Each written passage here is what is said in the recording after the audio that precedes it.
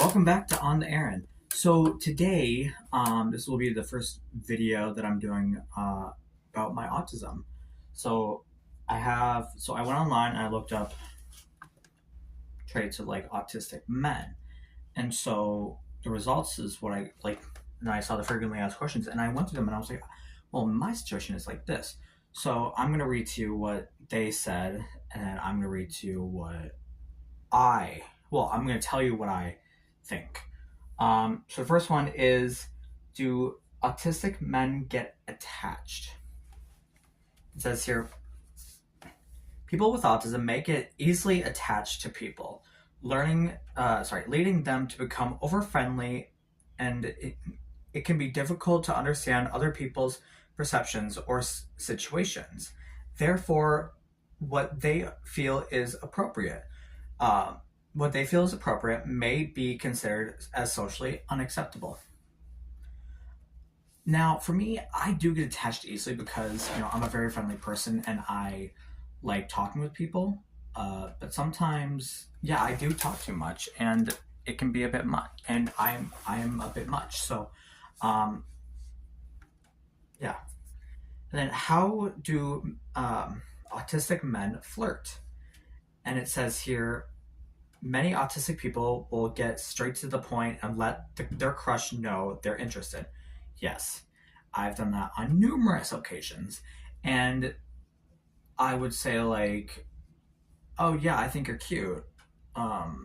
Sorry, that may have been a little too fast. Like, I have autism, so sometimes like, oh, I can tell.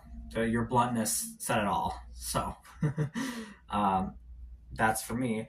And then, do autistic men like being touched? It said autistic people have a heightened sensitivity to external stimuli, including touch. So in my case, I don't get touched often by like people, and so that's why I have this like stuffed animal where it's soft. I have other ones too.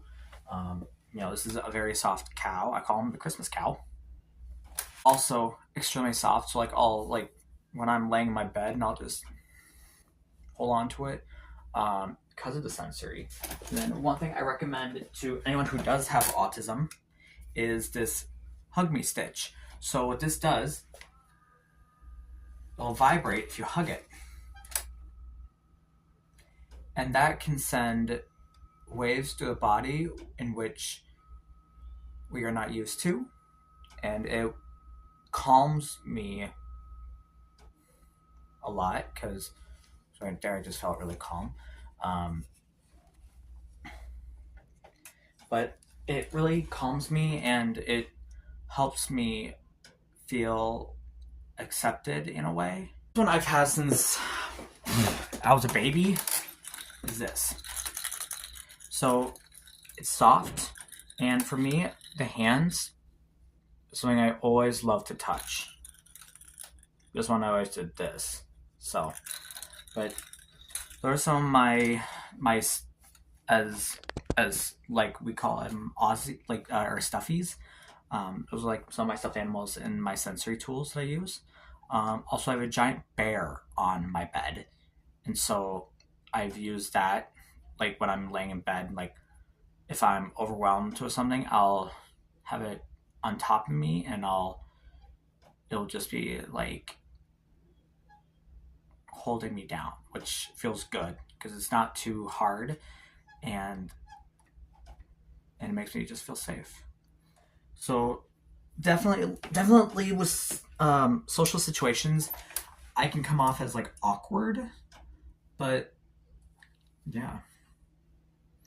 And how do autistic people show their love in their how they show love, and how some of us do it is we show our favorite interests. So like me, I like cars and presidents.